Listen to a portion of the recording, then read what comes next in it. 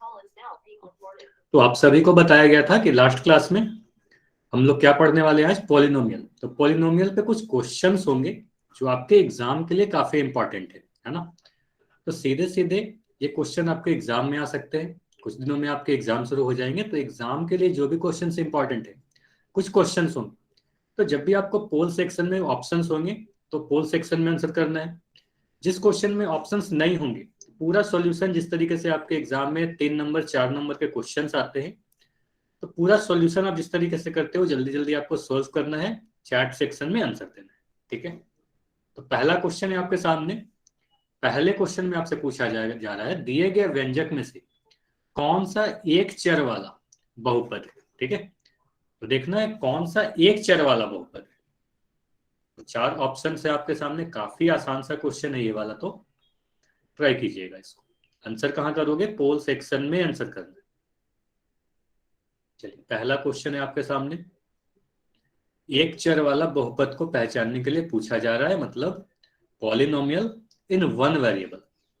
तो 2 चीज यहां इंपॉर्टेंट है, पॉलिनोमियल पहचानना है और ऐसा पॉलिनोमियल, ऐसा बहुपद जो एक चर में। ठीक है, देखिए कौन सा आंसर है, ए, बी, सी या डी। ठीक है,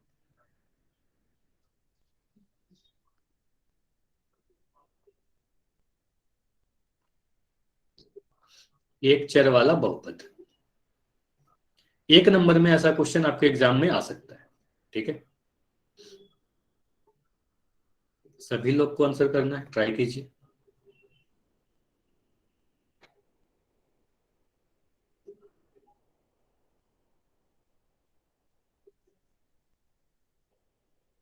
ये क्वेश्चन काफी आसान है ना। तो आपके एग्जाम में भी ऐसे क्वेश्चन आ सकते हैं, 1 नंबर में आएगा। तो आपको बस ज्यादा समय नहीं लगाना है ऐसे क्वेश्चन में, आपको सीधे सीधे पता होना चाहिए कंसेप्ट क्या है, जल्दी से आप आंसर करके निकल जाओ। ठीक है, 10 सेकंड और रुकेंगे। ठीक है, काफी आसान सा क्वेश्चन है, लास्ट 10 सेकंड और रुकेंगे, फिर इसको डिस्कस करेंगे, अगला क्वेश्चन करेंगे। काफी आसान सा क्वेश्चन है, इसलिए ज्यादा समय इस पे नहीं लगाएंगे, आगे बढ़ेंगे। 5 सेकंड और। ठीक है, आखिरी 5 सेकंड और रुकेंगे। 5, 4, 3, 2, 1। ठीक है, अब मैं पोल को एंड कर दे रहा हूं। चलिए, अब इसको समझते हैं। ठीक है, ठीक है, इसमें क्या क्या इंपॉर्टेंट चीजें हैं जो आपको पता होना चाहिए। सबसे पहले क्वेश्चन को आप देखोगे तो यहां पूछा जा रहा है एक चर वाला बहुपद, है ना। तो चर क्या होता है और अचर क्या होता है, मतलब कोई भी राशि जो होता है मैथ्स में, कोई भी टर्म्स होती है, 2 तरह के हो सकते हैं। या तो वह चर होगा, चर राशि होगा, या अचर राशि होगा, है ना। मतलब या तो वो वेरिएबल होगा, ठीक है, या फिर वो कांस्टेंट होगा। अब कांस्टेंट और वेरिएबल, चर अचर का मतलब क्या होता है, कोई भी नंबर जैसे 2, 3, 4 लिखते हैं, ये सभी को हम लोग कांस्टेंट कहते हैं, है ना। ये सभी, मान लो मैं लिख रहा हूं √5, है ना, तो ये सभी क्या है, इसके मान फिक्स हो गए, 2, 3, 4, 5 के मान फिक्स होते हैं, तो ये सभी को कांस्टेंट यानी अचर कहते हैं। ठीक, जो भी अल्फाबेटिकल्स लिखते हैं, मतलब इंग्लिश के कुछ लेटर्स लिख लेते हैं XYZ, तो XYZ इस तरीके से अगर आपको दिखता है, तो ये सारे वेरिएबल्स होते हैं जिसके मान बदलते रहते हैं, है ना। तो मान बदलेंगे, XYZ उसे चर राशि कहते हैं, वेरिएबल कहते हैं। ठीक, तो इसको अगर हम ये समझ गए कि चर अचर क्या होता है, अब देखो अगर सभी ऑप्शंस को आप देखोगे, आपसे पूछा जा रहा है एक चर वाला बहुपद, तो यहां बताइए कौन कौन सा ऐसा ऑप्शन है जिसमें सिर्फ एक चर है। पहले ऑप्शन को देखोगे तो इसमें सिर्फ और सिर्फ कौन सा चर दिख रहा है, आपको सभी जगह एक्स दिख रहे हैं, एक्स के अलावा आपको कुछ नहीं दिख रहा। तो आप बोलोगे सर इसमें सिर्फ और सिर्फ एक चर है एक्स, है ना, सिर्फ एक चर हुआ, तो ये हमारा आंसर हो सकता है। ठीक है, जरूरी नहीं कि यही होगा, अभी कह रहे हैं कि हो सकता है कि ऑप्शन है हमारा आंसर। ऑप्शन बी में कितने चर है, तो ऑप्शन बी में आपको दिख रहा है एक एक्स और एक वाई, मतलब 2 चर आपको दिखे, एक्स और वाई, कितने चर हैं, 2 चर है, तो ये तो हमारा आंसर कभी नहीं हो सकता, क्योंकि 2 चर आ गए, आपको एक चर वाला बहुपद बताना था। ठीक है, तो ऑप्शन बी तो नहीं हो सकता। ऑप्शन सी को देखते हैं, तो ऑप्शन सी में भी हमें एक्स दिख रहा है और यहां भी एक्स दिख रहा है, एक्स के अलावा कोई दूसरा चर नहीं दिख रहा, सिर्फ एक वेरिएबल एक्स दिख रहा है, तो सिर्फ एक एक्स है, मतलब एक वेरिएबल है, तो यह भी हमारा आंसर हो सकता है। ठीक है, जरूरी नहीं कि ये होगा, लेकिन हो सकता है। ऑप्शन डी में कितने चर है ये बताइए, चैट सेक्शन में लिख के बताना है आपको। ऑप्शन डी में, चौथा ऑप्शन में कितना वेरिएबल है, कितना चर है? तो आप बोलोगे सर एक तो एक्स दिख रहा है, दूसरा वाई दिख रहा है, तीसरा जेड दिख रहा है, मतलब टोटल 3 वेरिएबल है, मतलब एक्स वाई जेड 3 वेरिएबल है, तो ये आंसर हो सकता है क्या? तो बोलोगे सर यहाँ तो 3 वेरिएबल आ गए, ये भी आंसर नहीं हो सकता। मतलब 2 ऑप्शन मिला, ऑप्शन ए और ऑप्शन सी, मतलब ए और सी में कोई आंसर हो सकता है। ठीक है, अब ये देखना है कि ऑप्शन ए सही होगा या सी सही होगा। ठीक है, तो ये तो आपने समझ लिया एक चर वाला। अब एक चीज होता है बहुपद।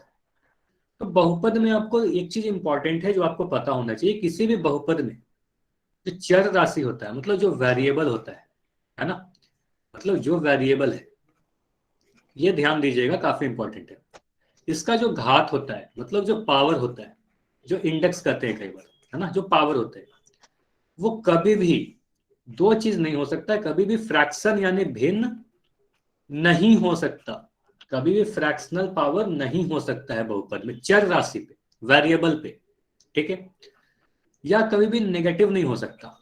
ठीक है, नेगेटिव यानी ऋणात्मक पावर इंडेक्स नहीं हो सकता। तो अगर कभी भी आपको इस तरीके से लिखा हुआ हो कि चर यानी एक्स पे पावर 3/4 प्लस 2x² प्लस 5, ये बहुपद होगा क्या? तो आप बोलोगे एक्स पे एक पावर दिख रहा है 3/4, जो एक भिन्न है, फ्रैक्शन है, तो यह हमारा बहुपद नहीं होगा। ठीक है, उसे हम बहुपद नहीं कहेंगे। ठीक है, तो कभी भी पावर अगर दिख रहा है एक्स वाई जेड पे आपको नेगेटिव या भिन्न, तो आप कहोगे यह हमारा बहुपद नहीं हो पाएगा। ठीक, अब अगर हम ऑप्शन सी को देखें, तो ऑप्शन सी में क्या लिख रखा है? लिखा है x² प्लस √x प्लस 5। तो x² प्लस √x5 को आप लिख सकते हो x² प्लस x पे पावर 1/2 प्लस 5, क्योंकि आपको पता है कि अगर मैं लिख रहा हूँ √a, तो √a लिखने का मतलब होता है a पे पावर 1/3, है ना, सॉरी 1/2, तो √a का मतलब पावर 1/2 होता है। तो 1/2 क्या आ गया? ये फ्रैक्शन आ गया। तो एक पावर हमें क्या दिख रहा है? फ्रैक्शन दिख रहा है, इसके कारण ऑप्शन सी जो है ये तो बहुपद ही नहीं है। ऑप्शन सी क्या है? ये बहुपद ही नहीं है, भले ये एक चर है लेकिन उसे बहुपद ही नहीं कहेंगे, है ना। तो ये भी ऑप्शन सी भी हमारा उत्तर नहीं हो सकता, ऑप्शन सी भी हमारा आंसर नहीं हो पाएगा, क्योंकि ये तो बहुपद ही नहीं है, एक्स पे पावर 1/2 दिख गया। ठीक है, अब ऑप्शन ए को देखते हैं। तो ऑप्शन ए में क्या क्या लिखा है? ऑप्शन ए में लिखा हुआ है 4x² माइनस 3x प्लस 7। सबसे पहले तो हमें ये दिख रहा है कि सिर्फ और सिर्फ एक चर है, चलो ठीक है, अच्छी बात है, एक चर है। क्या ये बहुपद है? तो हम कहेंगे जितने भी चर राशि है सभी पे घात देखो, ना ही नेगेटिव है ना ही भिन्न है, सभी जगह क्या है? पॉजिटिव है, यहाँ पर पावर 1 है। तो हम कह सकते हैं कि सभी जगह पर जो पावर है हमारा एक्स का यानी वेरिएबल है, उस पर पावर क्या है? पॉजिटिव है यानी धनात्मक है, और पूर्णांक है, इसलिए यह एक बहुपद भी है और एक चर वाला भी है। तो इसलिए हमारा आंसर ऑप्शन ए सही उत्तर होगा। इतना क्लियर है? ऑप्शन ए क्यों हुआ, ऑप्शन सी क्यों नहीं हुआ? क्योंकि ऑप्शन सी तो बहुपद ही नहीं था, क्योंकि एक्स पे पावर 1/2 आ गया। ठीक है, ये बताइए, इतना क्लियर है? इसमें कोई डाउट है तो बताइए। चलिए एक मैं क्वेश्चन पूछ ले रहा हूं, ये बताइए, क्या अगर मैं इस तरीके से लिखूं x³ माइनस 4x² माइनस 9, क्या ये बहुपद है या नहीं है? यस या नो? बहुपद है या नहीं है? तो ये एक बहुपद है। अब देखो, अगर कभी आपके सामने ऐसा लिखा जाए ना, x पे पावर 4 माइनस √x पे पावर √x, मान लो 4√x प्लस 8, ये बहुपद है क्या? यस या नो? तो आप बोलोगे सर ये बहुपद नहीं है।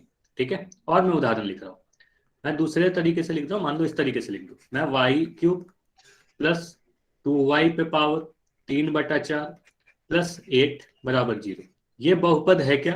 हाँ या ना? ये बहुपद है या नहीं है? यस या नो? तो आप बोलोगे नहीं सर ये बहुपद नहीं है। अब बहुपद क्यों नहीं है? क्योंकि यहाँ पर y पे देखो, ये दूसरे टर्म में y पे पावर 3/4 आ गया, तो ये 3/4 क्या है? फ्रैक्शन आ गया। तो फ्रैक्शन नहीं होना चाहिए, इंटीजर होना चाहिए, हमेशा पूर्णांक होने चाहिए, 2 3 4 6 पूरा नंबर होना चाहिए, फ्रैक्शन नहीं होना चाहिए। ठीक है, फ्रैक्शन अगर है तो वो बहुपद नहीं कहलाएगा। ठीक, चलिए अगर मैं इस तरीके से लिखूं, अगर मैं इस तरीके से लिखूं x square plus 5/x² plus 7, बस ये बहुपद है या नहीं है, हाँ या ना, ये बहुपद है या नहीं है?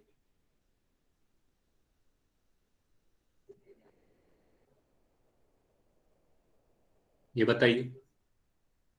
तो अभी आपको बताया गया चर राशि पे जो घात है भिन्न नहीं होना चाहिए, और दूसरा नेगेटिव भी नहीं होना चाहिए, ऋणात्मक भी नहीं होना चाहिए।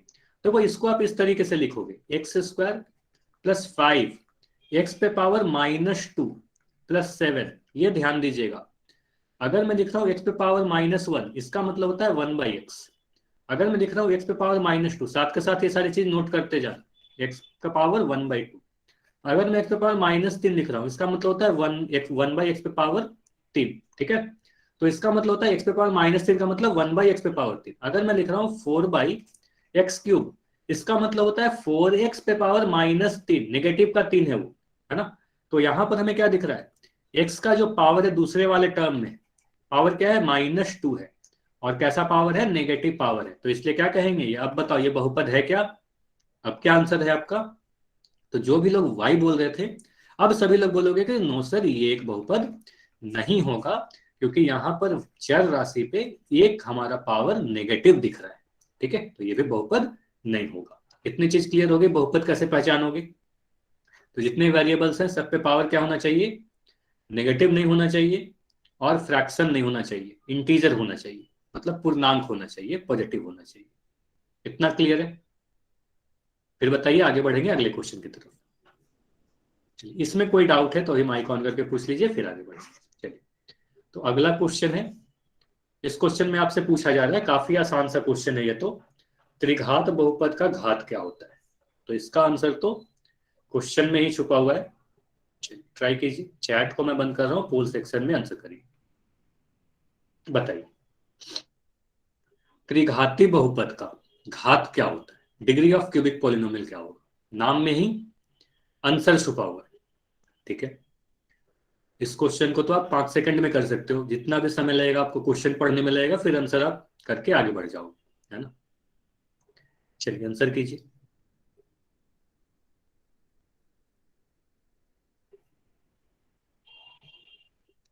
किसी भी त्रिघाती बहुपद का घात क्या होगा, डिग्री ऑफ क्यूबिक पॉलिनोमियल क्या होगा, 1 2 3 या 0?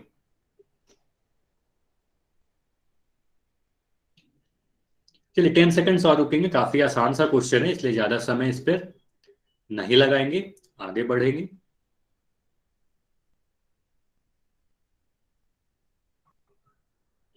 5 सेकंड और रुकेंगे, 5 4 3 2 1। चलिए, तो अच्छी बात यह है कि जितने भी आंसर आए हैं, तो अब तक जितने भी आंसर आए हैं सभी आंसर सही आए, है ना। सॉरी, हाँ, तो मैक्सिमम लोगों के आंसर क्या है, ऑप्शन सी है। मतलब किसी भी त्रिघात बहुपद में, नाम में छुपा हुआ है त्रिघात, त्रि का मतलब 3, घाती मतलब घात, पावर। ठीक है, तो किसी भी त्रिघाती बहुपद में कितना घात होगा, 3 घात होता है, मैक्सिमम पावर उसका 3 होगा। ठीक, अब देखिए कुछ कुछ चीजें हैं जो इंपॉर्टेंट है, आपको पता होना चाहिए। किसी भी बहुपद में अगर उसका घात, ठीक है, घात अगर 1 है, घात कितना है, अगर मैं कहूं घात 1 है, तो ऐसे बहुपद को क्या कहते हैं, तो ऐसे बहुपद को रैखिक बहुपद कहते हैं। ठीक है, ये सारे नाम साथ के साथ आप लिख सकते हो, रैखिक बहुपद यानी लीनियर पॉलिनोमियल कहेंगे। मतलब किसी बहुपद का अगर घात 1 है तो रैखिक बहुपद होगा, लीनियर पॉलिनोमियल होगा। अगर किसी बहुपद का, किसी पॉलिनोमियल का घात 2 होगा तो उसे क्या कहेंगे, उसे द्विघात बहुपद कहेंगे। क्या कहोगे आप, द्विघात बहुपद कहेंगे, यानी क्वाड्रेटिक कहेंगे, क्वाड्रेटिक पॉलिनोमियल। इतना क्लियर है? 2 घात रहेगा द्विघात हो जाएगा, 3 घात रहेगा तो अभी भी आपने सीखा, अगर किसी बहुपद का 3 घात है तो उसे आप त्रिघात बहुपद कहोगे, क्यूबिक पॉलिनोमियल कहेंगे। क्या कहेंगे, क्यूबिक पॉलिनोमियल कहेंगे। उसके बाद एक चीज और है, ये तो आपने सीख लिया, एक रहेगा तो रैखिक, दो रहेगा द्विघात, तीन रहेगा त्रिघात। अगर शून्य रहेगा, किसी भी बहुपद का घात अगर जीरो है, तो ये काफी इंपॉर्टेंट है, ये ध्यान दीजिएगा। क्वेश्चन आपके एग्जाम में सीधे ऐसे पूछा जा सकता है, यदि बहुपद का घात शून्य है तो ऐसा बहुपद क्या कहलाएगा? तो ऐसे बहुपद को क्या कहते हैं? अचर बहुपद कहते हैं। क्या कहते हैं? इसका एक स्पेशल नाम है अचर बहुपद। तो ये नाम आप याद रखिएगा, किसी बहुपद का अगर घात शून्य के बराबर है ना, अगर दिया गया घात शून्य है बहुपद का, तो अचर बहुपद कहलाएगा, यानी कांस्टेंट पॉलिनोमियल कहलाएगा। क्या कहलाएगा? Constant polynomial. ठीक है, तो घात जीरो हो जाएगा तो कांस्टेंट पॉलिनोमियल कहलाएगा। एक के लिए रैखिक, दो के लिए द्विघात, तीन के लिए त्रिघात, और जीरो के लिए कांस्टेंट पॉलिनोमियल अचर बहुपद। इतना क्लियर है? अब आपको ये सीखना है कि घात होता क्या है। ठीक है, मुझे ये बताओ, अगर मैं आपसे ये पूछूं किस बहुपद का, एक मैं बहुपद लिख रहा हूं, पॉलिनोमियल लिख रहा हूं, 2x³ माइनस 4x² प्लस 5, इसका घात क्या है? इस बहुपद का घात क्या है, पावर क्या है, ये बताइए।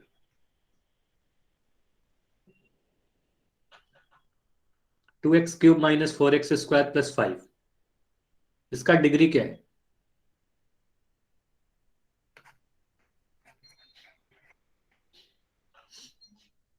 नहीं, रैखिक नहीं है। घात पूछा जा रहा है, घात हमेशा नंबर में बताना है, एक होगा, दो होगा, तीन होगा या चार होगा। हाँ नवीन, आप कॉपी में लिख सकते हो। ठीक, अब देखिए, अब मैं समझा रहा हूं। ठीक है, घात आप कैसे डिसाइड करते हो? तो ये तो समझ गया कि घात अगर एक रहेगा तो रैखिक कहेंगे, दो रहेगा द्विघात कहेंगे, तीन रहेगा त्रिघात मतलब क्यूबिक कहेंगे। लेकिन डिसाइड कैसे करोगे? इस जो पॉलिनोमियल आपको दिया गया है, इस पॉलिनोमियल का पावर क्या है, डिग्री क्या है? तो आपको क्या देखना है? चर राशि को देखना है, वेरिएबल्स को देखना है। किसको देखना है? चर को, वेरिएबल्स। इसमें वेरिएबल्स क्या है? तो इस वाले में वेरिएबल एक्स है, तो एक्स पे जो मैक्सिमम पावर है, मैक्सिमम देखना है, सबसे ज्यादा, सबसे बड़ा वाला पावर क्या दिख रहा है आपको, ये बताइए। सबसे बड़ा पावर क्या दिख रहा है वेरिएबल एक्स पे? एक्स पे सबसे बड़ा पावर क्या है, ये बताइए। 3 है। तो आप सीधे सीधे आपको ये पता होना चाहिए, इस पॉलिनोमियल का, इस बहुपद का घात जो है यानी डिग्री जो है वो 3 होगा। क्या होगा? 3 है, और 3 है तो ये त्रिघात यानी क्यूबिक पॉलिनोमियल हो गया। ऐसा पॉलिनोमियल हो गया, त्रिघात की पॉलिनोमियल हो गया, त्रिघात बहुपद हो गया। क्लियर हुआ ये चीज? क्या देखना है? मैक्सिमम पावर देखना है, जो भी मैक्सिमम रहेगा वही होगा। क्लियर है? तो अब आप आंसर कर पाओगे। अब मैं एक दो क्वेश्चन और आपसे पूछ ले रहा हूं। चलिए ये बताइए, अगर मैं इस तरीके से लिख दूं, 2x पे पावर 4 माइनस 5x पे पावर 6 माइनस 9x प्लस 8, इसका डिग्री बताइए या घात बताइए, ये बताइए कितना होगा इसका। जो मैक्सिमम पावर है वही आपका आंसर होगा। तो आप बोलोगे सर इस पॉलिनोमियल का, इस बहुपद का जो घात है वो 6 होगा, है ना? तो 6 घात होगा इसका। अब अगर मैं आपसे ये पूछ रहा हूं, 2x² माइनस 7x प्लस 8, इस बहुपद का घात कितना होगा, ये बताइए, जल्दी से बताइए। इसका घात 2 होगा। ठीक है, वेरी गुड, इसका घात 2 होगा क्योंकि मैक्सिमम 2 दिख रहा है। चलिए अब बताइए, अगर मैं इस तरीके से लिख दूं, अगर मैं इस तरीके से लिख दूं, 2 पे power 5 into x² minus 3x plus 4 equal to 0, इसका घात कितना होगा, ये बताइए। इसका घात कितना होगा? 7। एक आंसर आ रहा है 2, एक आंसर आ रहा है 7, ये बताइए। अच्छा, एक आंसर आ रहा है 5। 3 तरह के आंसर आ रहे हैं।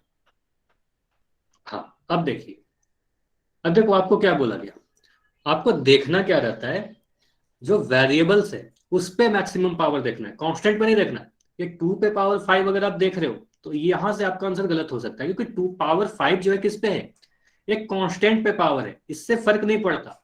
आपको वेरिएबल्स देखने बोला गया है, चर राशि को देखिए, है ना? तो x पे पावर आप देखिए, x पे मैक्सिमम पावर कितना है, तो मैक्सिमम पावर 2 दिख रहा है ना, तो इसका घात 2 होगा, 7 नहीं होगा, 5 नहीं होगा, घात 2 होगा। क्लियर हुआ इतना? इतना क्लियर है तो बताइए आगे बढ़ेंगे। क्लियर है? चलिए एक क्वेश्चन और मैं आपसे पूछ रहा हूं, अगर मैं इस तरीके से लिख दूं x पे पावर क्यू -5/x +8, इस बहुपद का घात कितना होगा, इसका घात कितना होगा? इस बहुपद का घात अगर आपके एग्जाम में पूछ लिया जाए तो क्या बोलो? टी। ठीक है, गलत है ये। अगर मैं बोल रहा हूं कि 3 आंसर नहीं होगा,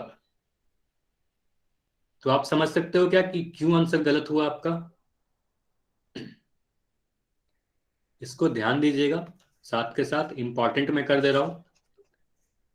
अगर इसको आप ध्यान से देखो तो आप इस तरीके से लिख सकते हो, x³ -5x पे पावर -1 +8। इसमें कोई डाउट है क्या? ये समझ में आया ऐसा क्यों लिखा? 5/x को मैं लिख सकता हूं ना 5x पे पावर -1, x पे पावर -1 लिख सकते हैं। ठीक है, अब बोलोगे कि सर ये तो बहुपद ही नहीं है ना, यह क्या है, यह तो बहुपद ही नहीं, ये तो पॉलिनोमियल ही नहीं है ना। तो जब बहुपद ही नहीं है तो इसकी घात की बात नहीं करेंगे। घात किसका देख रहे थे? बहुपद का घात पूछा जा रहा था, ये तो बहुपद ही नहीं है। तो ये तो बहुपद है क्या? अगर आपसे पूछूंगा तो ये बहुपद ही नहीं है, क्योंकि एक्स पे पावर क्या आ रहा है? -1 आ रहा है इस वाले टर्म। इस वाले टर्म में क्या है? एक्स पे पावर -1 है, नेगेटिव है, ऋणात्मक है। तो ये तो बहुपद ही नहीं हुआ है ना, तो यहां से हम कहेंगे इसका घात नहीं बताइए। क्लियर है? तो ये बहुपद ही नहीं है तो इसकी घात नहीं बता सकते। ठीक है, इतना क्लियर है? तो ये आपके एग्जाम में ऐसा ये पूछा जाएगा कि इसका घात बताइए, क्योंकि ये बहुपद ही नहीं। चलिए आगे बढ़ते हैं अगला क्वेश्चन की तरफ। इस क्वेश्चन में आपसे पूछा जा रहा है, इसमें कोई पोल में आंसर नहीं देना है, चैट सेक्शन में ही आंसर देना है। ठीक है, तो बोला जाए एक बहुपद आपको दिया गया है पीटी। कितना दिया गया? PT equal to t² -3t+2। आपसे बोला जा रहा है टी का मान अगर 0 रख दे, t equal to 0, t equal to 1 और टी इक्वल टू 2 पर इस बहुपद, इस पॉलिनोमियल का मान क्या होगा, है ना। टी इक्वल टू 0, 1 तथा 2 के लिए इस बहुपद का मान ज्ञात कीजिए। बस इतना तक कर रहे हैं। ठीक है, यहाँ पहला भाग। अच्छा, इसके लिए मैं एक चीज बता दे रहा हूं जल्दी से, ध्यान दीजिएगा। कभी भी आपसे किसी भी पॉलिनोमियल का, किसी भी बहुपद का मान पूछा जाए तो आप क्या कहते हो? तो वो पॉलिनोमियल का जैसे हर, आप सभी बच्चे का एक नाम होगा, है ना, सभी का एक नाम होगा। किसी का नाम जैसे मैं देख रहा हूँ नवीन, विशाल, असु, दीक्षा, कोमल, विशाल, एक्सेट्रा, राकेश, है ना। सभी के एक एक नाम है। तो हर पॉलिनोमियल को, हर बहुपद को भी हम एक नाम दे देते हैं। क्या करते हैं? सभी को एक नाम दे देते हैं। तो इस तरीके से लिखते हैं, किसी बहुपद एफ एक्स अगर लिख रहे हैं, इसका मतलब एक बहुपद है जिसका चर एक्स है ना, वेरिएबल एक्स है, और ये नाम है, बहुपद का नाम है। उसी तरीके से पीटी क्या है? किसी बहुपद का नाम है। तो एफ एक्स अगर मैं लिख दूं x² -4x, बस इतना ही लिख रहा हूं, छोटा सा x² -4x। अगर आपसे बोला जाए कि x इक्वल टू 1 पर, x इक्वल टू 1 रखने पर इस बहुपद का मान क्या होगा, तो आप क्या करोगे? f1 लिख दोगे। जहां जहां भी x लिखा हुआ है सभी जगह x की जगह पर 1 लिख दोगे। अब f1 लिखने का मतलब क्या होता है? x का मान 1 रखने पर बहुपद का जो भी मान आ जाए, x का मान 1 रख दोगे, आ जाएगा x² -4 × 1। इस तरीके से सोल्व करते हैं। अगर आपसे बोला जाए F2 निकालिए, F2 का मतलब क्या होगा? x का मान 2 रखने पर जो भी बहुपद का मान आ जाए, तो सभी जगह 2 रख दोगे, है ना। तो उसी तरीके से यहां पर क्या बोला गया इस क्वेश्चन में? पीटी, है ना। पीटी दिया गया, बहुपद का नाम, वेरिएबल क्या है, चर क्या है, टी है। ठीक है, टी क्या है? चर है। अब टी का मान एक बार 0 पुट करना है, एक बार 1 पुट करना है, एक बार 2 पुट करना है और मान बताना है। तो चैट सेक्शन में बताइए क्या आंसर होगा आपका। चलिए 1 मिनट का समय है, फिर मैं डिस्कस करूंगा। ठीक है, ट्राई कीजिए, ये बताइए। टी इक्वल टू 0 रखेंगे तो मान क्या होगा? टी इक्वल टू 1 रखेंगे तो क्या होगा? टी इक्वल टू 2 रखेंगे तो पीटी इस बहुपद का मान क्या होगा? बस बहुपद पॉलिनोमियल में जो भी वेरिएबल है टी है, टी का मान रख देना है आपको, सॉल्व कर देना, आंसर आ जाएगा।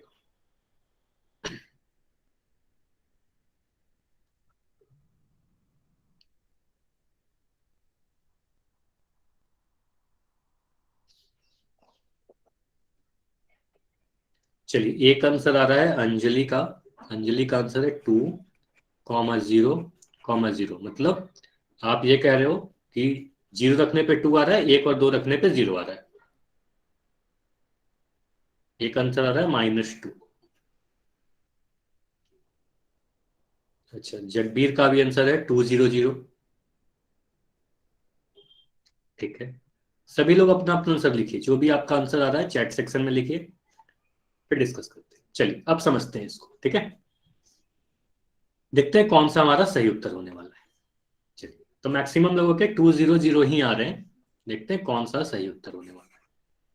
देखो आपके एग्जाम में अगर ऐसा क्वेश्चन आता है तो आप क्या करोगे? सबसे पहले तो जो भी दिया हुआ है वो ऊपर उसे ही आप लिख दोगे। क्या करोगे? पीटी, मैं लिख देता हूँ पीटी बराबर क्या दिया हुआ है, t² -3t + 2। ठीक है, अब t = 0 रखने पर पूछा जा रहा है, तो आप कहोगे t = 0 रखने पर, है ना। आप इसी तरीके से सोल्व करोगे, क्योंकि ये क्वेश्चन हो सकता है 2 नंबर, 3 नंबर या 4 नंबर में आएंगे। तो रखने पर क्या मिलेगा बताइए? आप t = 0 पुट करोगे तो सभी जगह t का मान 0 रख दो। तो pt के जगह पर मान लो pt में अगर मैं t का मान 0 रख दूं तो क्या मिलेगा? p0 मिलेगा। p0 कहने का मतलब t = 0 रखने पर जो भी बहुपद का मान आ जाए। तो यहाँ पर आप लिखोगे 0 का स्क्वायर, है ना। यहाँ पर सभी जगह मैं t का मान 0 पुट कर रहा हूँ, यहाँ भी सभी जगह पर। तो 0² -3 इंटू टी के जगह पर 0 + 2। ठीक है, तो यहां से आपको मिलेगा 0 -0 + 2, है ना। 0 का वर्ग किया 0 आया, 3 इंटू 0 किया तो 0 आएगा। 3 इंटू 0 करके आप -3 अगर लिख रहे हो तो ये गलत होगा ना। -3 इंटू 0 करोगे तो ये 0 आएगा आपका। किसी भी नंबर में 0 से गुना करने पे 0 मिलता है ना। तो 0 -0 + 2 यानी आप 2 आएगा आपका। ठीक है, तो 0 पे कितना मान आया? 2 आया। इतना क्लियर है सभी को? इतना क्लियर है? चलो अब आगे बढ़ते हैं। अब हम अगर करते हैं टी का मान 1 रख दें, तो टी का मान 1 रखने पर क्या आएगा? P1, है ना। P1 1 रख दिया तो यहां से आपको मिलेगा 1² -3 इंटू 1 + 2। और यहां से आपको क्या मिलता है? 1 -3 + 2। और इसको सोल्व करोगे तो आपको क्या मिलेगा? इस वाले को, 1 को और 2 को मैं जोड़ रहा हूं, है ना। तो जो दोनों पॉजिटिव है उन दोनों को मैं पहले जोड़ दे रहा हूं। तो 2 1 3 आ गया, 3 -3 यानी 0 आया। तो क्या आया? t = 1 रखने पर बहुपद का मान 0 आया। इतना क्लियर है सभी को? चलिए इसी तरीके से अब t का मान 2 रखते हैं। अगर t का मान 2 रख दिया, t = 2 रखने पर कितना आ रहा है? आप बोलोगे P2 का मान कितना होगा? t के जगह पर 2 रखो, 2² -3 इंटू 2 + 2। यहां से आपको मिलेगा 4 -6 + 2। और यहां से फिर दो जो पॉजिटिव है, 4 और 2 पॉजिटिव है ना। तो इन दोनों को आप जोड़ दोगे तो लिखोगे 6 - 6 यानी 0। तो यहां से 3 आंसर आ रहे हैं। P0 मतलब t का मान अगर 0 रख रहे हैं तो इस बहुपद का मान 2 आ रहा है। ठीक है, P1 P1 का मान 0 आ रहा है, मतलब t का मान जब 0 होता है तो बहुपद का मान 0 हो रहा है। P2 का मान 0 हो रहा है। P2 कहने का मतलब जब t का मान 0 रख रहे हैं तो बहुपद का मान 0 आ रहा है। इतना क्लियर है सभी को? चलिए अब देखिए, क्वेश्चन में आगे भी कुछ पूछा गया है। तो आगे में क्या पूछा गया था? आगे में और के बाद देखो बोला गया बहुपद का शून्यक भी ज्ञात कीजिए। तो शून्यक क्या होता है? तो शून्यक के बारे में आपको कुछ कुछ बातें पता होनी चाहिए, ध्यान दीजिएगा। एक नए पेज पे इसको समझ लेते हैं। ठीक है, शून्यक को समझते हैं कि शून्यक किसी भी बहुपद का क्या होता है, और आपने पढ़ा भी होगा, है ना। तो आपने पढ़ा भी है शून्यक या जीरोस किसी भी पॉलिनोमियल का, किसी भी बहुपद का। तो किसी भी, जिस भी एक्स का, हाँ आप लिख सकते हो ना, आपको बोला जा रहा है कि सारी चीजों को लिख भी सकते हो और स्क्रीनशॉट भी लेते चलो साथ के साथ। ठीक है, चलिए। तो वेरिएबल का मान लो अगर मैं लिख रहा हूं f(x) = x - 5, तो आपसे बोला जाता है कि x, अगर इसका शून्य का आपसे पूछा जा रहा है तो आप बोलोगे x का भी मान पर, x का जो भी मान रखने पर इस बहुपद का मान 0 हो जाए, fx का मान जहां पर भी 0 हो जाएगा वही x का मान इस बहुपद का शून्य कहलाता है। ठीक है, आपने ये पढ़ रखा है, x का या वेरिएबल के जिस भी मान पर इस बहुपद का मान 0 हो जाए, इस पोलिनोमियल का, पूरे पोलिनोमियल का मान 0 हो जाए, वही इसका शून्य कहलाता है। अब अगर हम इसको सॉल्यूशन को देखें तो आप कह सकते हो कि t इक्वल टू 1 रखने पर इस बहुपद का मान कितना आया, 0 आया। आपको यहां भी दिख रहा है t इक्वल टू 1 रखने पर इस बहुपद का मान 0 आया, इस पोलिनोमियल का मान 0 आया। ठीक है, तो एक तो ये दिखा हमें 0। दूसरा, t इक्वल टू जब 2 रख रहे थे, t का मान 2 रखने पर इस बहुपद का मान 0 आया। इसका मतलब t इक्वल टू 1 और t इक्वल टू 2 ये दोनों ही क्या हो गए, इस बहुपद का शून्यक हो गए। ठीक है, तो t इक्वल टू 1 और t इक्वल टू 2 क्या हो गया, इस बहुपद का शून्यक हो गया, क्योंकि t इक्वल टू 1 रखने पर भी इस बहुपद का मान 0 हो गया, t इक्वल टू 2 रखने पर भी इस बहुपद का मान 0 हो गया, जो आपको दिख भी रहा है। इतना क्लियर है? तो t इक्वल टू 1 और t इक्वल टू 2 इस बहुपद का शून्यक यानी जीरोस कहलाएगा। तो वो मान जिसपे बहुपद का मान शून्य हो जाए वही उसका शून्यक कहलाएगा। इतना क्लियर है? इतना क्लियर है तो बताइए, ये सारी बातें क्लियर है? हाँ तरुण बताइए, क्या डाउट है आपका? सर एक बार और समझाओ। चलिए, यहां पर आपको शून्यक को समझना है। सबसे इंपॉर्टेंट चीज यही है, अगर कोई भी पॉलिनोमियल आपको दिया गया है, कोई भी बहुपद आपको दिया गया है, एफ एक्स इक्वल टू मैं लिख रहा हूं x माइनस 5, ठीक है, तो आप बताओ कि यहां पर मैं x का मान क्या रख दूं। अगर मैं एग्जाम्पल के तौर पर बता दूं x का मान आप 5 रख दो, अब बताओ x का मान अगर 5 रखोगे इस बहुपद का मान कितना आएगा, मुझे ये बताओ f5 का मान कितना आएगा, माइक ऑन करके बताइए। 0। 0 आएगा। कितनी आसानी से आप बोल दिए ना, 5 माइनस 5 इक्वल टू 0 आएगा। तो हमें ये पता है कि x का मान जब 5 रख रहे हैं तो इस पोलिनोमियल, इस बहुपद का मान 0 हो जा रहा है, तो x इक्वल टू 5 इस बहुपद का शून्यक हो जाएगा। ठीक है, क्या है, शून्यक हो जाएगा। मतलब क्या समझ में आ रहा है, x के जिस भी मान पर इस बहुपद का मान 0 हो जा रहा है वही बहुपद का शून्यक हो गया, है ना। तो उसी तरीके से लास्ट वाला यहां पर भी दिख रहा है, t का मान जब हम लोग 1 रखा, हमने 1 रखा, तब बहुपद का मान 0 आया था, है ना, सो 0 आ गया था। जब 2 रखा, 2 रखने पे भी 0 आ गया। तो यहां से पता चल रहा है दो शून्यक है, 1 रखने पर भी 0 आ रहा है, 2 रखने पर भी 0 आ जाता है ना। तो t इक्वल टू 1 और t इक्वल टू 2 इस बहुपद का शून्यक कहलाएगा। अब क्लियर है? तरुण ये बताइए। सर हाँ क्लियर है ना। चलिए, देखो अगर शून्यक आपको निकालने के लिए पूछा जाता है, मान लो मैं सारी चीजें को इरेज कर रहा हूं, मुझे ये बताइए, अगर मैं इस तरीके से लिख दूं x प्लस 4, इसका शून्यक बताइए। ये मान लो मैं इस तरीके से, पूरे क्वेश्चन आपके एग्जाम में ऐसा आ सकता है, मान लो मैं लिख रहा हूं F X equal to X plus 4, इसका शून्यक आपसे पूछा जा रहा है, तो क्या आंसर बताओगे? इसका शून्यक बताइए, जीरोज बताइए, क्या करोगे? देखो इसका क्या तरीका है, देख लो सॉल्यूशन। जब भी आपसे शून्यक पूछा जाएगा, जो भी बहुपद दिया गया, आप बोलोगे कि जो भी बहुपद हमारे पास है उसको 0 के बराबर ही लिख दो, है ना। तो आपको ये देखना है कि x का मान हम क्या रख दें, इस बहुपद का मान 0 हो जाए, है ना, बहुपद का मान क्या आ जाए, 0 हो जाए। तो आप सीधे सीधे बहुपद को 0 के बराबर कर दो। आप बोलो सर अगर हम fx को ही पकड़ के 0 के बराबर कर दे, इसका मतलब fx 0 के बराबर, इसका मतलब x प्लस 4 0 के बराबर होगा, और x प्लस 4 अगर 0 के बराबर है तो x का वैल्यू -4 के बराबर होगा। ठीक है, तो x का मान -4 रखने पर इस बहुपद का मान 0 हो जाएगा। तो x इक्वल टू -4 यह एक शून्यक कहलाएगा। क्लियर है सभी को? Okay sir. चलिए अब ये बताइए, अगर मैं इस तरीके से लिख दूं x प्लस 7, इसका अगर मैं px लिख रहा हूं तो इसका शून्यक क्या होगा, जल्दी से बताइए, किस तरीके से करोगे? चैट सेक्शन में आंसर बताइए, इसका शून्यक क्या होगा, जीरोस क्या होगा इसका? आप बोलोगे इसका अगर बहुपद का शून्यक पता करना है तो px को 0 के बराबर कर दो, जो भी दिया है उसे 0 के बराबर कर दो। तो x प्लस 7 को 0 के बराबर करेंगे, x का मान कितना आएगा, यहां से आप बोलोगे x का मान -7 आएगा, है ना। तो x इक्वल टू -7 इस बहुपद का शून्यक कहलाएगा। ठीक है, चलिए तो आगे बढ़ते हैं अगले क्वेश्चन की तरफ। इस क्वेश्चन में आपको दिया गया है x इक्वल टू 1 बहुपद px का एक गुणनखंड है, है ना, ये एक बहुपद है आपके पास, इसका गुणनखंड है, तो k का मान ज्ञात कीजिए। ठीक है,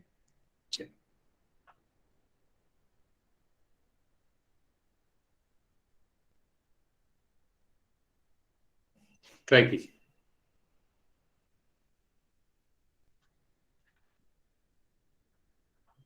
चलिए कुछ बातें मैं समझा दे रहा हूं पहले। एक चीज आपने पढ़ा है, कुछ हिंट है, इसको पहले आप समझ लीजिए। गुणनखंड प्रमेय, ठीक है, जिसे आप कहते हो फैक्टर थ्योरम।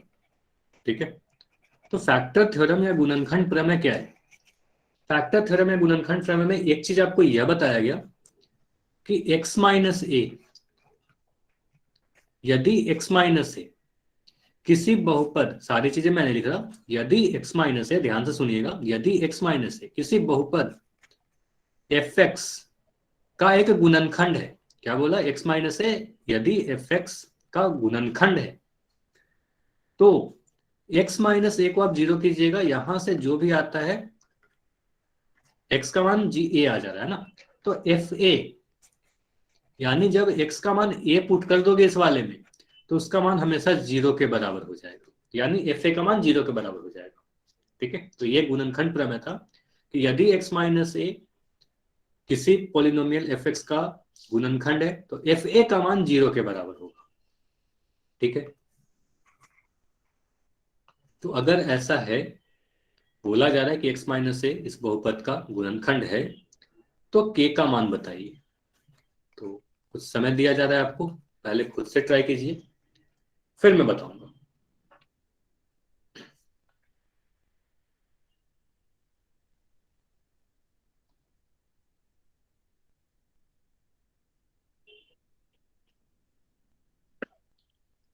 देखिए, अगर x माइनस से x माइनस वन बहुपद P X two X square plus K X plus root two का एक गुणनखंड है, फैक्टर है, तो k का मान क्या होगा?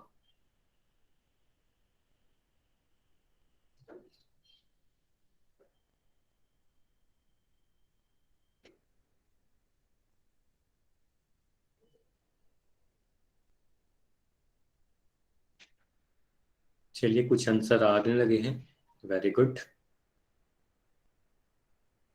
लेकिन इस बार काफी अलग अलग आंसर आ रहे हैं। कुछ को लगता है ए, कुछ को लगता है बी, कुछ के सी, कुछ के डी, मतलब अलग अलग आंसर आ रहे हैं। देखते हैं कौन सा सही है। चलिए 15 सेकंड और रुकेंगे, 20 सेकंड्स और रुकेंगे, उसके बाद एंड किया जाएगा।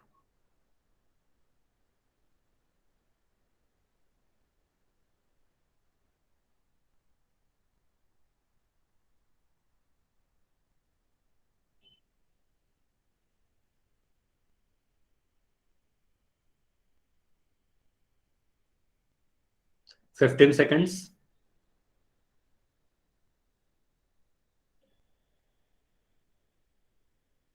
10 सेकंड, ठीक है, 10 सेकंड और है आपके पास।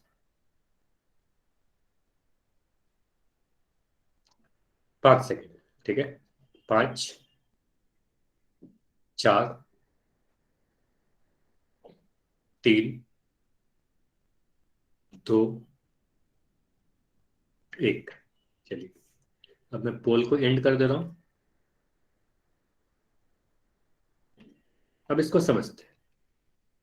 देखिए, यहां पर एक थ्योरम है जो आपने पढ़ा है, गुणनखंड प्रमेय।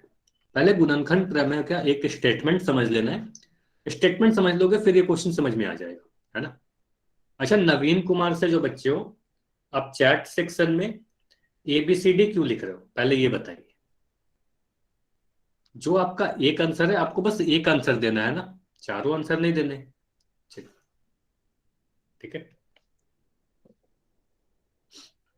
चलिए, तो गुणनखंड प्रमेय क्या होता है? तो गुणनखंड प्रमेय में एक स्टेटमेंट है, वो स्टेटमेंट क्या कहता है? यही कहता है कि अगर x माइनस ए, ठीक है, पहले स्टेटमेंट समझ लेंगे, उसके बाद इस क्वेश्चन को देखेंगे। x माइनस ए यदि किसी बहुपद fx का गुणनखंड है, तो एफ ए का मान शून्य के बराबर हो जाएगा। ठीक है, ये स्टेटमेंट होता है। अब इसको अगर हम इस क्वेश्चन पे लगाने की कोशिश करें, देखो इस तरह के क्वेश्चन जब भी आएगा तो आप क्या करोगे, इस क्वेश्चन के लिए हम लोग क्या करते हैं, सीधे सीधे जो भी आपको दिया गया है गुणनखंड, है ना, जो भी गुणनखंड दिया गया है, जो यहां पर दिख रहा है x-1, कहा क्या गया है, x-1 क्या है, बहुपद px का क्या है, गुणनखंड है, x-1 इसका गुणनखंड है। तो x-1 को आप 0 के बराबर कर दोगे पहले, ठीक है, ये तरीका होता है। तो x-1 को मैं 0 के बराबर कर रहा हूँ, तो x-1 को आप 0 के बराबर करोगे तो यहां से क्या मिलेगा, x का मान 1 मिलेगा। अब जो भी मान यहां पर मिल रहा है x का, है ना, वो मान आपको जब भी इसमें रखोगे px में, तो यहां से पता चल रहा है कि यदि हम कह सकते हैं यदि x-1 px का बहुपद है तो p1 का मान, मतलब x का मान 1 रखने पर p1 का मान हमेशा 0 के बराबर होगा। ये फैक्टर थ्योरम गुणनखंड प्रमेय का स्टेटमेंट होता है, ठीक है, ये आपने अपने क्लास 9th में पढ़ा भी होगा। तो यदि x-1 बहुपद का गुणनखंड है तो हम कह रहे हैं x-1 को 0 के बराबर किया, x का मान 1 आ गया। x का मान 1 पे हम कहेंगे p1, यानी जो भी px हमें दिया गया है, px का मान कितना है, 2x² प्लस kx प्लस √2। तो हम कह सकते हैं p1, यानी जब x का मान 1 रखेंगे तो इस बहुपद का मान हमेशा कितना मिलना चाहिए, 0 के बराबर ही मिलना चाहिए, ठीक है। अगर वो गुणनखंड है तो p1 का मान हमेशा 0 के बराबर होगा। कैसे, गुणनखंड थ्योरम, गुणनखंड प्रमेय से, फैक्टर थ्योरम से, ठीक है, ये गुणनखंड प्रमेय या फैक्टर थ्योरम का स्टेटमेंट है। इतना क्लियर है सभी को, सभी ने पढ़ा ये चीज, ठीक है। तो गुणनखंड प्रमेय यही चीज कहता है। तो ये जो चीज हमने किया गुणनखंड प्रमेय से किया, ठीक है। अब देखिए, अब P1 कैसे निकालोगे, आपको पता है अभी पिछले क्वेश्चन में किया था। P1 कहने का मतलब जो भी वेरिएबल है x का मान 1 रख देंगे, जहां भी जो भी पॉलिनोमियल, जो भी बहुपद दिया गया है, तो उसमें x का मान 1 आप जब रखोगे तो आपको क्या मिलेगा, इस वाले बहुपद में आप x का मान 1 रखते जाओ तो आपको मिलेगा 2 इंटू 1 का square plus k into 1 plus √2, और इसका मान कितने के बराबर होना चाहिए, इसका मान 0 के बराबर होना चाहिए। यहां से आप क्या करोगे, 2 इंटू प्लस के प्लस √2, ये 0 के बराबर है।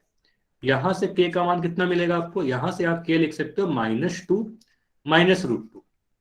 अब -2 माइनस √2 कहीं भी आपको ऑप्शन में नहीं दिख रहा है ना, -2 माइनस √2 अगर नहीं दिख रहा है तो माइनस को आप कॉमन लोगे।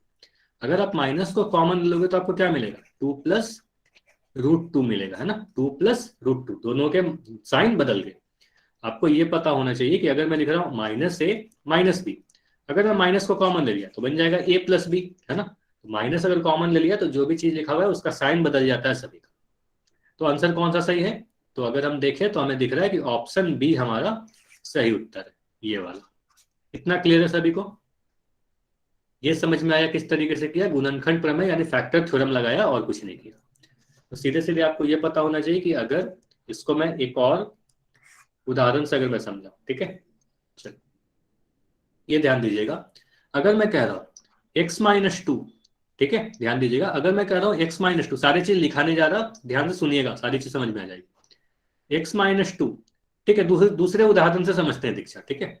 x-2 अगर हम कह रहे हैं कि x² माइनस 4k प्लस 6 का एक गुणनखंड है, ठीक है, का एक गुणनखंड है, तो k का मान बताइए, k का मान बताइए, अगर गुणनखंड है तब, ठीक है।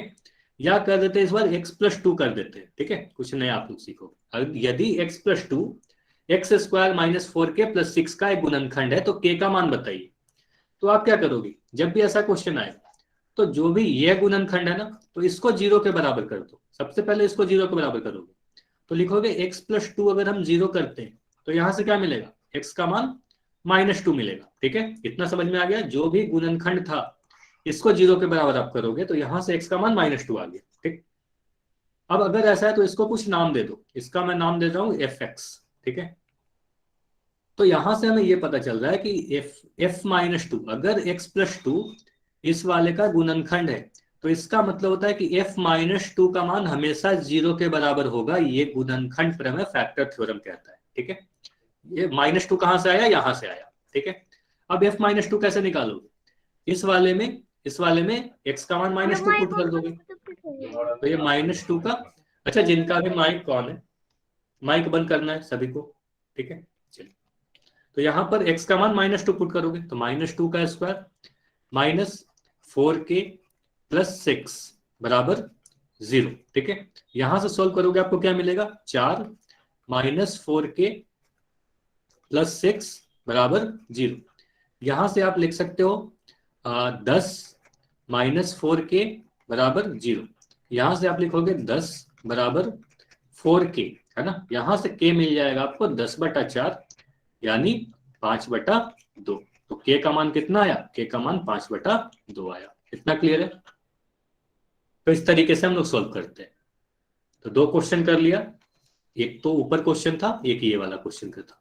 तो क्या किया, x+2 अगर गुणनखंड है तो यहां से, हाँ यहां पर कोई भी डाउट है तो पूछ लीजिए, माइक ऑन करके पूछना है अगर कोई डाउट है तो। अगर कोई डाउट है गायत्री आपको, तो माइक ऑन कीजिए और पूछ लीजिए।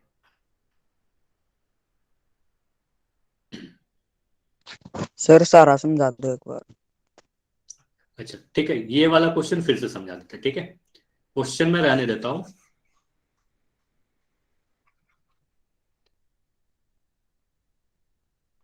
क्या था यहाँ, x+2।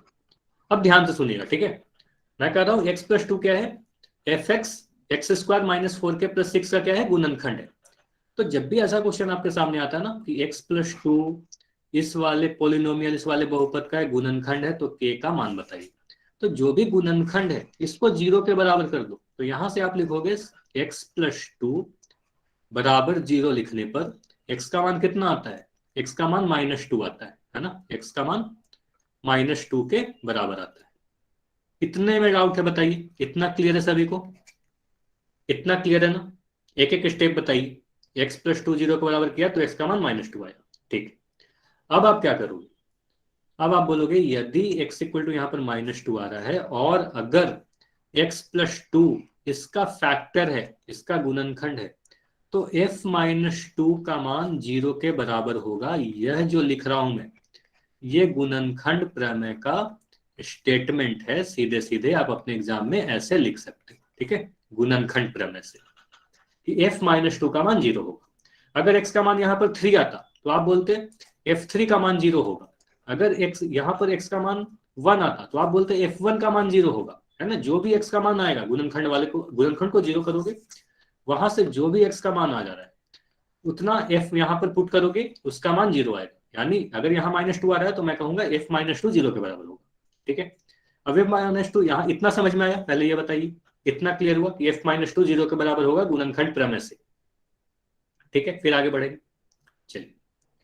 अब इसमें क्या करोगे, सभी जगह x का मान -2 पुट कर दो। अब -2 f-2 निकालने के लिए सिखाया ना, तो यहां पर आप पुट करोगे -2 का होल स्क्वायर -4 × k + 6 बराबर 0, ठीक है।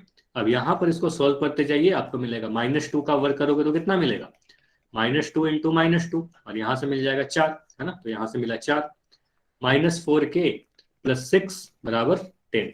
तो यहां से मैं लिख सकता हूं 10 -4k, ये हमारे पास इधर 0 आएगा, है ना। तो ये हमारे पास 0 आएगा।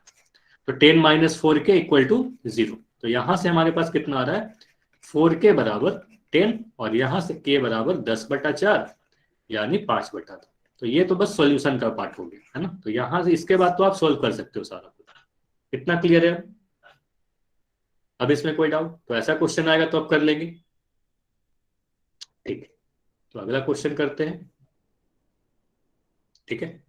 तो अगले क्वेश्चन में आपको एक पॉलिनोमियल लिखा हुआ है a3 + b3 + 12a² b + 6ab², इसका गुणनखंड करना है, फैक्टराइज करना है। चलिए इसको ट्राई कीजिए। चलिए इस क्वेश्चन को मैं ही सॉल्व कर देता हूं, फिर इस पे आधारित कुछ और क्वेश्चन कर लेंगे, ठीक है। तो इस क्वेश्चन को आपको ध्यान से समझना है, ठीक है। इसके बाद दूसरा क्वेश्चन आप कर लोगे, ठीक है। ध्यान से समझिए। तो यहां पर क्या क्या चीजें लिखी गई है, अगर मैं लिख रहा हूं जो दिया गया उसे आप पहले लिखोगे a3 + b3। अभी कोई भी ट्राई नहीं करेगा, सभी लोग स्क्रीन पर देखें, ठीक है। इसके बाद दूसरा क्वेश्चन आपको दिया जाएगा बिल्कुल इसी के जैसा, उसको ट्राई कीजिएगा। 6ab²। ठीक है, यही लिख रखा है, 8a³ + b³ + 12² प्लस 6ab²। अब देखिए एक फॉर्मूला आपने पढ़ा है, फॉर्मूला क्या है आपके पास, x + y का होल क्यूब, है ना। ये फॉर्मूला आप सभी ने पढ़ा है। क्या फॉर्मूला था, x³ + y³ + 3x² + 3xy²। सभी ने पढ़ा ये फॉर्मूला, ये सभी ने पढ़ा है, x + y का whole cube, x³ + y³ + 3x² + 3xy²। चलिए अब इस वाले को ध्यान से देखना है। यहां पर देखिए कितना टर्म है, 1 2 3 4। यहां भी आपको 4 टर्म दिख रहे हैं, 1 2 3 4। अब मैं क्या करने वाला हूं, इस वाले को इस फॉर्मूला पे मैं सेट करने की कोशिश करूंगा, उसे बैठाने की कोशिश करूंगा, ठीक है, ताकि फैक्टराइज हो जाए। अब देखो ये कैसे करते हैं, इसमें आपको ये दिख रहा है, मुझे ये बताइए 8 किसी नंबर का घन है क्या, 8 किसी नंबर का क्यूब है क्या, और है तो किस नंबर का है, 8 किस नंबर का क्यूब है,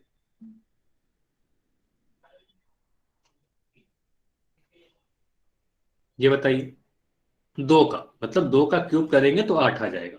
तो यहां से आप ऐसा लिख सकते हो या नहीं लिख सकते, आप इस वाले को 8a³ को आप लिख सकते हो 2a का होल क्यूब, ठीक है, इतना लिख सकते हैं ना, 2a का होल क्यूब 8a³ के बराबर हो जाएगा।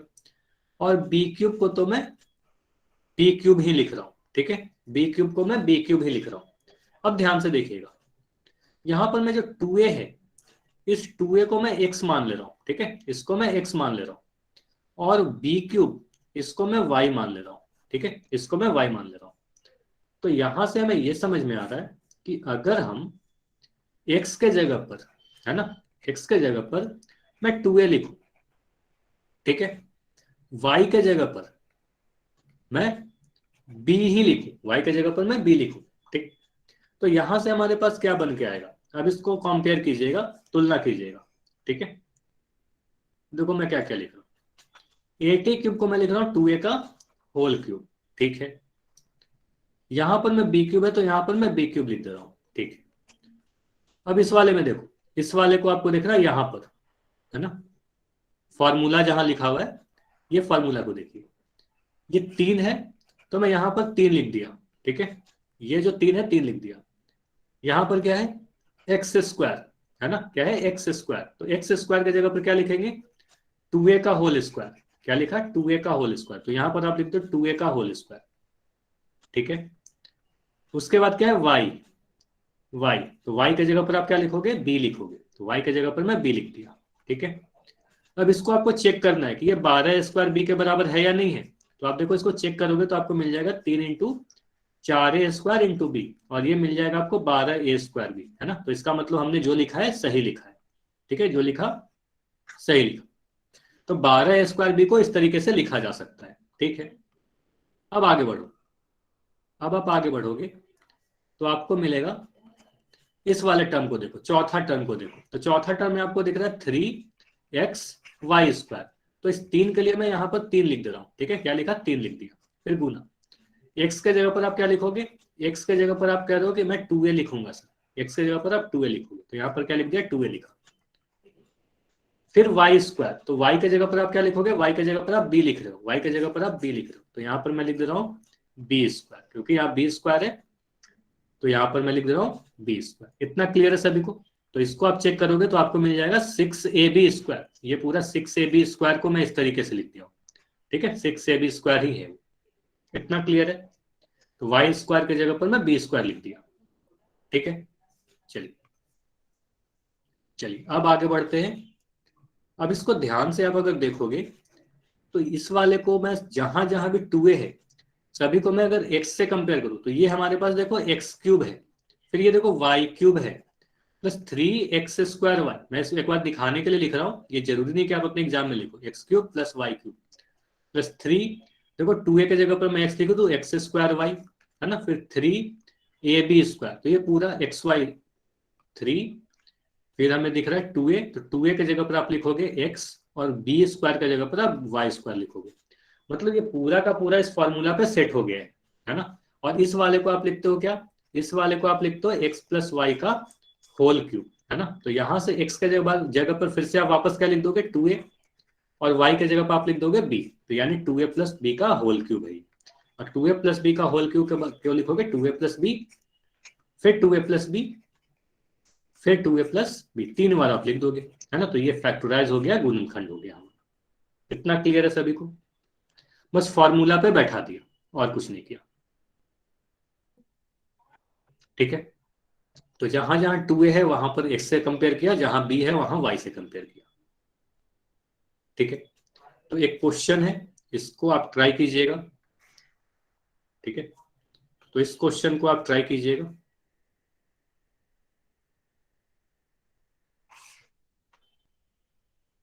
तो क्वेश्चन है आपके सामने 64a³ -27b³ -144a² प्लस 108, ठीक है, ab²।